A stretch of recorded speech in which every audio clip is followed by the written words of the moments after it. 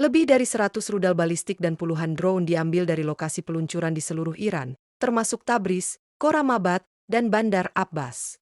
Roket yang membawa muatan yang kompatibel dengan mesin perang berbobot berat saat ini sebanding, dengan biaya antara beberapa ratus ribu hingga beberapa juta dolar. Ini menunjukkan kesediaan sinyal Tehran untuk memberikan efek psikologis dan taktis yang signifikan meskipun harus menerima kerugian.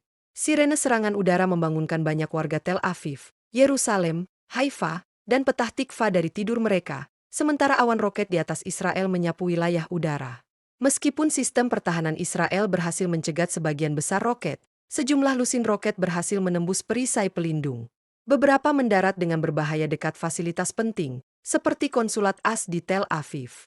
Namun, seolah-olah sebuah keajaiban, hanya terjadi kerusakan struktural kecil. Tehran menggambarkan operasi ini sebagai tanggapan terhadap pembunuhan tertarget Israel terhadap ilmuwan nuklir dan komandan rudal, serta serangan terhadap beberapa fasilitas militer. Garda Revolusi Iran memuji gelombang serangan ini secara terbuka dan mengklaim terobosan dalam taktik saturasi telah dicapai. Ini adalah metode baru yang bertujuan untuk menghancurkan Iron Dome untuk menguasai, sehingga peluncur berhasil melewatinya. Tehran bahkan mengklaim bahwa pangkalan angkatan udara dan depot senjata menjadi target serangan. Laporan menyebutkan sedikitnya 8 orang Israel tewas, puluhan lainnya terluka, dan bangunan tempat tinggal di Bnei Brak, Petah Tikva, dan Tel Aviv rusak. Sebuah roket diperkirakan mengenai sebongkah tanah datar, menghancurkan rumah-rumah dan menyebabkan tembok runtuh. Warga berbondong-bondong ke tempat penampungan, keluarga panik, dan petugas penyelamat bergegas melewati kekacauan. Israel menggambarkan ini sebagai pukulan langsung melawan jantung kehidupan sipil. Secara ekonomi dan politik, dampak serangan jauh melampaui medan perang.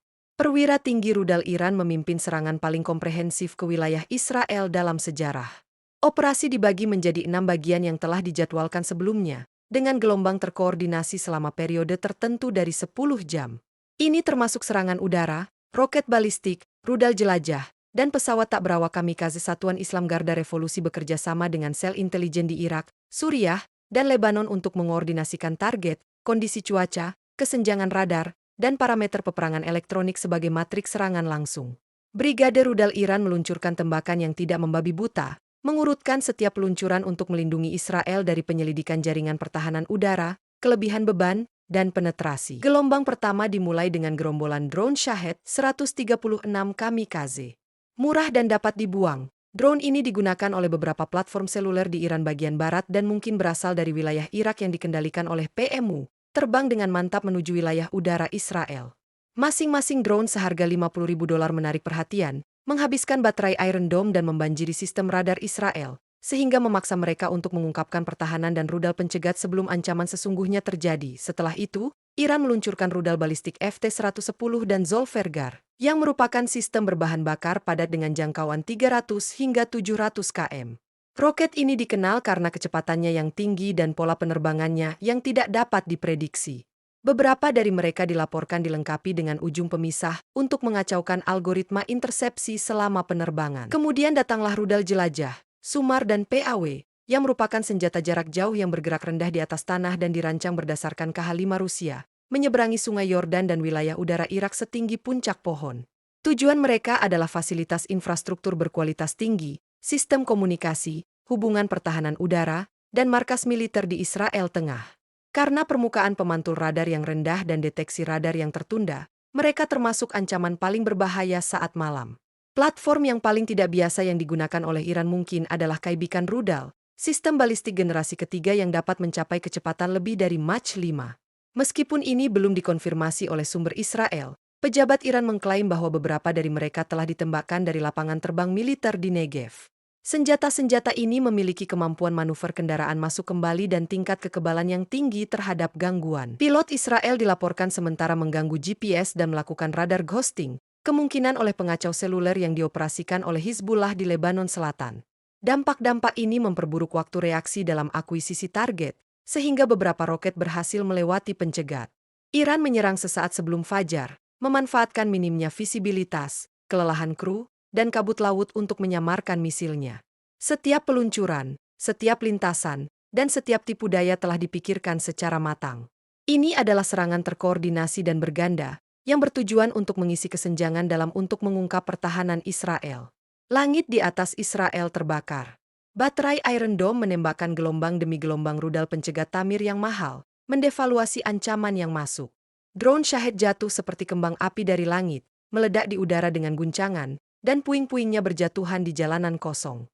Langit dipenuhi denyut elektronik peperangan dan kinetik pertahanan. Antara tanggal 13 dan 16 Juni, Iran melakukan lebih dari 350 serangan udara dalam 6 gelombang terkoordinasi, termasuk hampir 150 rudal balistik dan lebih dari 200 rudal jelajah serta drone. Tujuan utama serangan adalah Tel Aviv, Haifa, Badam, Petah Tikva, dan Yerusalem. Beberapa dari rudal balistik jatuh ke lintasan yang curam, terlalu cepat untuk bisa dicegat oleh Iron Dome. Rudal pencegat Davites Sling, masing-masing seharga sekitar $1 juta, ditembakkan untuk ancaman yang ada di tengah lintasannya, mencegat dan menghancurkan hulu ledak sebelum jatuh. Setidaknya dalam 3 kasus, intersepsi terjadi pada jarak lebih dari 50 km di atas bumi, yang menunjukkan kinerja mid-range yang hampir sempurna. Ancaman terhadap kelas hipersonik, Mach 5 atau lebih, memicu peluncuran rudal Arrow 3. Rudal pencegat ruang angkasa ini, masing-masing seharga $2,5 juta, naik ke stratosfer dan bertabrakan dengan proyektil yang masuk pada ketinggian eksosfer. Sumber pertahanan Israel kemudian mengonfirmasi bahwa hulu ledak Arrow 3 meledak di atas wilayah tengah Yordania, dan diduga kaibakan roket Skakern menguap sebelum mencapai tujuannya di wilayah udara Israel. Di lepas pantai Israel, kelompok kapal induk USS Dwight D. Eisenhower, diapit oleh USS Labon dan USS Mason, sedang mengoperasikan sistem tempur Aegis mereka. Rudal SM-6 melacak ancaman yang masuk, beberapa di antaranya belum terdeteksi oleh radar Israel. Penggabungan data antara AS dan Israel memungkinkan deteksi ancaman lebih awal, yang menghemat penggunaan rudal pencegat dan memperpanjang waktu reaksi. F-22 Raptors dari Pangkalan Udara Al-Dafra berpatroli di ketinggian, diam-diam dan tak terlihat, mencari potensi eskalasi dari Lebanon atau Suriah. Pemantauan oleh platform AWACS di Qatar dan Kuwait disiarkan langsung data telemetri ke ruang perang Israel, sehingga jet Israel dapat menyerang dengan keyakinan penuh. Setiap penerbangan roket, setiap celah dalam kurva saturasi Iron Dome, dimonitor secara real-time.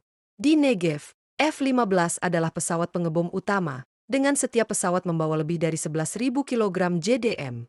Roket Spice 2000 dan Rampage yang syarat melintasi wilayah udara Suriah di bawah cakupan ECM penuh, menyerang depot proksi Iran, pusat komando, dan sistem drone dengan presisi kinetik. Ledakan terjadi dalam hitungan menit di Damaskus, Aleppo, dan posisi terkait di Iran dan Deir ez-Zor.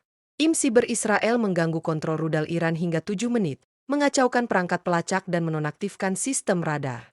Jet-jet tersebut menyerang dan menghilang sebelum sistem dapat dinyalakan kembali.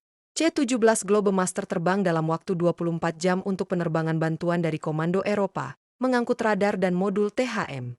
Sistem pertahanan rudal AS diposisikan ulang untuk mendukung Israel, memperkuat garis pertahanan luar. Kapal perusak lainnya dikirim ke wilayah timur Mediterania. Saat fajar, langit di atas Israel menjadi tenang, namun dengan harga yang mahal. Dari 350 ancaman, lebih dari 80% berhasil dicegat. Meski demikian, 60 warga sipil terluka dan 24 tewas. Blok apartemen di Bnei Brak, sayap rumah sakit di Richlayan, dan pusat logistik di Holon terkena serangan langsung. Kerusakan di kota terbatas, tetapi biaya pertahanan sangat besar.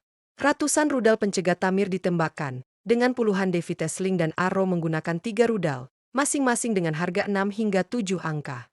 Kedua sisi kini berada dalam ketegangan. Serangan berikutnya hanya masalah waktu.